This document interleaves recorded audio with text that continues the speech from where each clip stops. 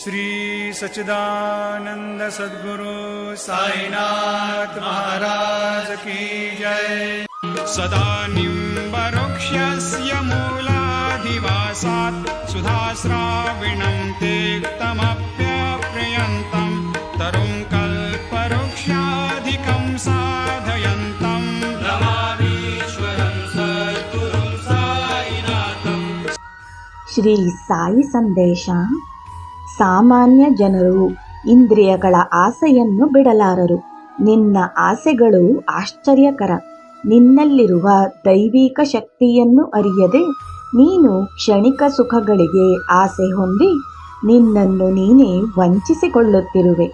ನೀನು ನನ್ನ ದಿವ್ಯ ಜ್ಯೋತಿರ್ಮಯ ಬೆಳಕನ್ನು ನೋಡಬಯಸಿದರೆ ಮೊದಲು ನೀನು ಶುದ್ಧವಾದ ಶಾಂತಿಯುತವಾದ ಮನಸ್ಸು, ಏಕಾಗ್ರತೆ, ಪ್ರಾಪಂಚಿಕ ವಸ್ತುಗಳಲ್ಲಿ ವಿರಕ್ತಿ ಹೊಂದಬೇಕು. ಇದನ್ನು ಪಡೆಯಲು ಸತತ ಪ್ರಯತ್ನ ಮತ್ತು ಪೂರಾ ದೃಢತೆ ಅವಶ್ಯಕ.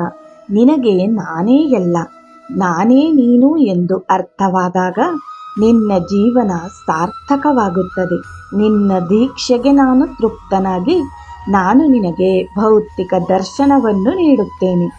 ಆದರೆ ನನ್ನ ದಿವ್ಯ ಜ್ಯೋತಿಯಿಂದ ನಿನಗೆ ದೃಷ್ಟಿ ಹೋಗಬಹುದು. ಅಷ್ಟೇ ಅಲ್ಲ, ನೀನು ವೈರಾಗ್ಯದ ಫಲದಿಂದ ಈ ಭೂಮಿಯ ಬಂಧದಿಂದ ತಪ್ಪಿಸಿಕೊಳ್ಳಲೂಬಹುದು. ಆದ್ದರಿಂದ ನಾನು ನಿನಗೆ ಭಿಕ್ಷುಕ ರೂಪದಲ್ಲಿ ದರ್ಶನ ನೀಡುತ್ತೇನೆ.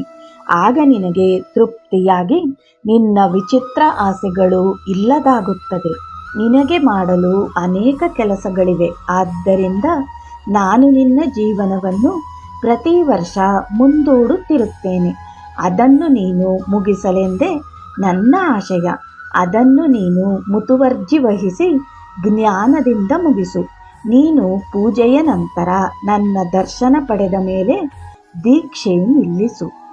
ಜೈ ಸಾಯಿರಾಮ್.